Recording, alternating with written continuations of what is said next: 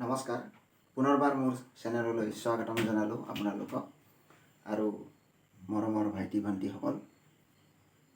আজি তিনিটা সেন্টেন্স লিখি আনিছোঁ।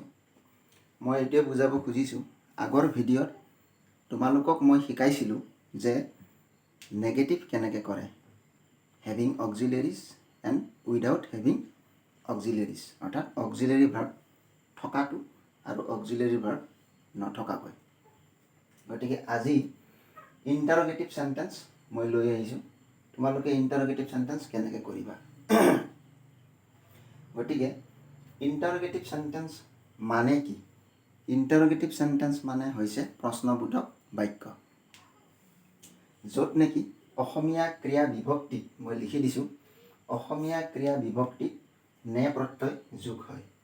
অসমীয়াৰ ক্ষেত্ৰত নে প্ৰত্যয় যোগ হয়। আমি এইটো ভাবি ল'ব লাগিব। আৰু ইংৰাজীৰ লগত অসমীয়া কেতিয়াও নিমিলে, কাৰণ ব্ৰিটিছসকলে অসমীয়াটো কেতিয়াও নাজানে বা অসমীয়াটো কেতিয়াও ভাবি ইংৰাজী নকয়। আমিহে তাৰমানে বুজিবৰ কাৰণে ইংলিছ লেংগুৱেজটো অসমীয়াত আমি বুজি ল'ব লাগিব।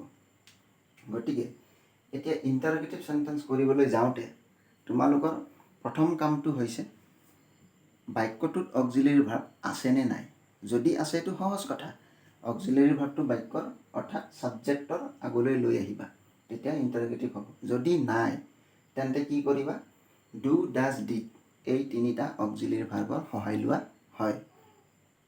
এতিয়া ডু, ডাজ, ডিড এই অক্সিলেৰি ভাৰ্বকেইটাৰ তোমালোকে কেনেকৈ ব্যৱহাৰ কৰিবা, কেতিয়া ব্যৱহাৰ কৰিবা আৰু ক'ত ব্যৱহাৰ কৰিবা, কোনটো সেন্টেন্সত ব্যৱহাৰ কৰিবা, এইখিনি ভালদৰে জানি ল'ব লাগিব। তাৰ আগতে তোমালোকে অক্সিলেৰি ভাৰ্বখিনি জানি ল'ব লাগিব। গতিকে প্ৰথম বাক্যটো লৈ আহোঁ, they like making hue and cry. ইয়াত এটা ফ্ৰেজ লিখি দিছোঁ মই, hue and cry. Hue and cry মানে হৈছে চিঞৰ বাখৰ, মেকিং মানে হৈছে কৰা, এনেই সজোৱা, কিন্তু ইয়াত কৰা বুজাইছে। গতিকে ইংৰাজী বাক্যবিলাক তেনেকুৱা ধৰণৰ হয়। They like making hue and cry, সিহঁতে হুলস্থুল কৰি চিঞৰ বাখৰ কৰি ভাল পায়। গতিকে আমি এতিয়া ইয়াক ইণ্টাৰগেটিভ কৰিবলৈ গ'লে আমি কি কৰিম, সিহঁতে চিঞৰ বাখৰ কৰি ভাল পায়নে। গতিকে নে প্ৰত্যয় য'ত যোগ হ'ব তাত ইণ্টাৰগেটিভ সেন্টেন্স হ'ব। ইণ্টাৰগেটিভ সেন্টেন্সৰ বিষয়ে মই আৰু অলপমান কৈ দিওঁ এইকেইটা বুজোৱাৰ আগতে।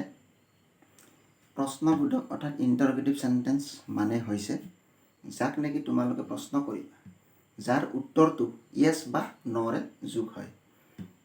যাৰ উত্তৰটো সদায় য়েছ বা ন' হয়। যেনে তুমি যোৱাকালি স্কুললৈ গৈছিলানে?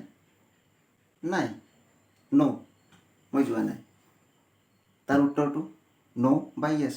যদি তুমি কৈ দিয়া য়েছ, হয় মই গৈছিলোঁ, আৰু বেছি আগবাঢ়িব নালাগে। গতিকে তুমি ভাত খাইছানে? হয় খাইছোঁ, বা ন' খোৱা নাই।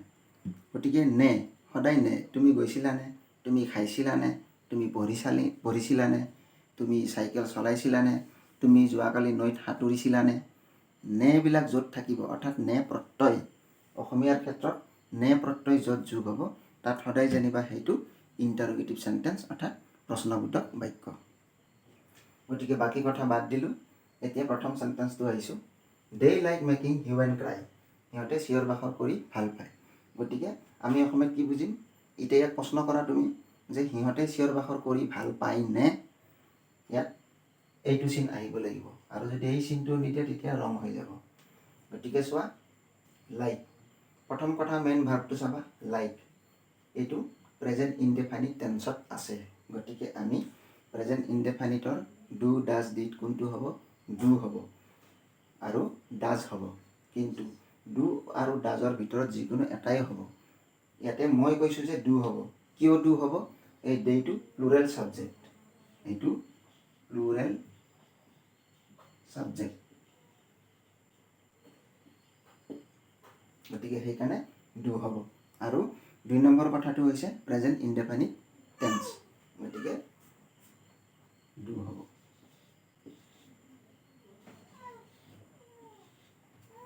এতিয়া মই কি ক'ম, do they like making hue and cry, সিহঁতে চিঞৰ বাখৰ কৰি ভাল পায়নে, ইয়াৰ ইণ্টাৰগেটিভ সেন্টেন্সটো হৈ গ'ল। নেক্সট বাক্যত আছে she gets up early in the morning. তাই ৰাতিপুৱা সোনকালে উঠে। গতিকে এইটো এতিয়া ইয়াত মই খালী ঠাই দিছোঁ। তোমালোকে নিজে এটা ভাবি ক'বা যে ইয়াত ডু হ'বনে, ডাজ হ'বনে, ডিড হ'ব। গতিকে ইয়াতে মই কৈছোঁ যে ডাজ হ'ব। কিয় ডাজ হ'ব? Present indefinite tense.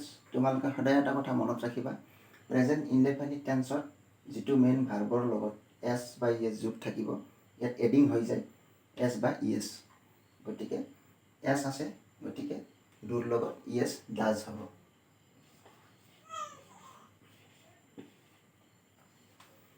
Does Shi get up early in the morning. তাই ৰাতিপুৱা সোনকালে উঠে নে? বাছ এইটো নে প্ৰশ্নবোধক বাক্য। তাৰ উত্তৰটো ইয়েছ বা ন হ'ব। তোমালোকক মই বুজাই দিছোঁ। নেক্সট চেণ্টেন্সটো হৈছে জন হেড হিজ বাৰ্থ দিছ মৰ্ণিং। জন হেড হিজ বাৰ্থ দিছ মৰ্ণিং। জনে আজি ৰাতিপুৱা গা ধুইছিল। গতিকে এইটো প্ৰথম চিন্তা কৰিবা কোন টেন্সত আছে? হেড। আমি জানো যে হেডটো সদায় পাষ্ট টেন্সত থাকে। গতিকে ইয়াত হেডটো পাষ্ট টেন্সত থাকোঁতে এইটো এটা মেইন ভাৰ্ব নে অক্সিলিয়াৰী ভাৰ্ব? তোমালোকে সেইটো চিন্তা কৰিব লাগিব।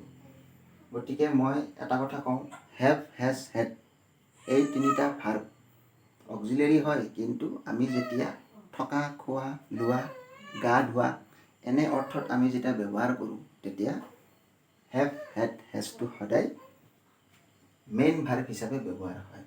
গতিকে মেইন ভাৰ্ব হিচাপে ব্যৱহাৰ হ'লে হেভ, হেজৰ পাষ্ট টেন্স সদায় হেড। গতিকে হেড হিজ বাৰ্থ।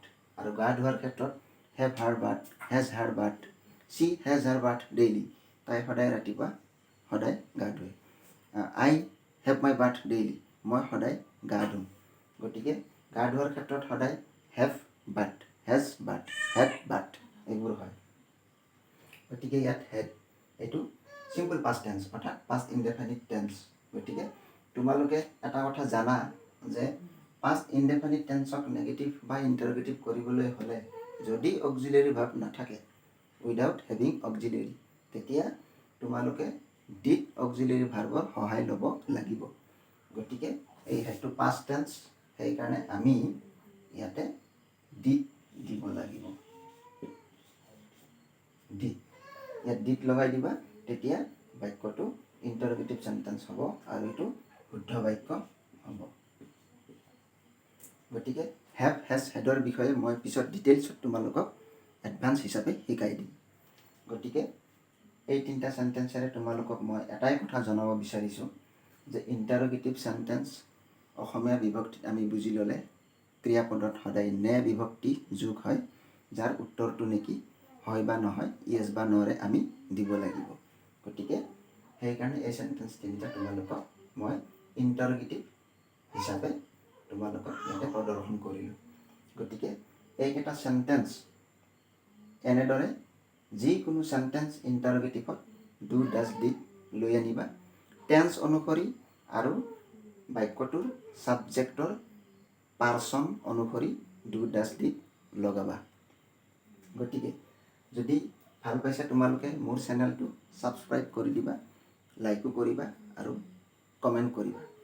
যদি চাই ভাল লগা নাই, বুজিব টান পাইছা, যদি চাই বেয়া লাগে তেন্তে নকৰিবা। গতিকে নিশ্চয় তোমালোকে বুজি পাইছা বুলি মই আশা কৰোঁ। ইয়াৰ পিছত আকৌ মই ভালদৰে কমেণ্ট কৰিবা, মই সুন্দৰভাৱে বুজাই দিম। গতিকে আজিলৈ এইখিনিয়ে, তোমালোকে বুজিবলৈ চেষ্টা কৰিবা আৰু ভালদৰে চেষ্টা কৰিবা, তোমালোকে নিশ্চয় পাৰিবা। মই আছোঁ। যিকোনো চেণ্টেন্স মোক কমেণ্ট কৰিবা, যিকোনো গ্ৰামাৰ, ইংৰাজীৰ যিবিলাক বেছিক আছে, যিকোনো এডভান্স হওক, যিকোনো বেছিক হওক, যিকোনো sentence, voice, narration, ask question, tag question, তাৰপিছত gerund, participle, perfect participle, perfect gerund, সকলোবোৰ মই শিকাই দিম। গতিকে তোমালোকে তলত মোক কমেণ্ট বক্সত কমেণ্ট কৰি গৈ থাকিবা। গতিকে এইখিনি তোমালোকক দিলোঁ, ভালদৰে ট্ৰাই কৰিবা, নিশ্চয় পাৰিবা। আজিলৈ ধন্যবাদ, নমস্কাৰ।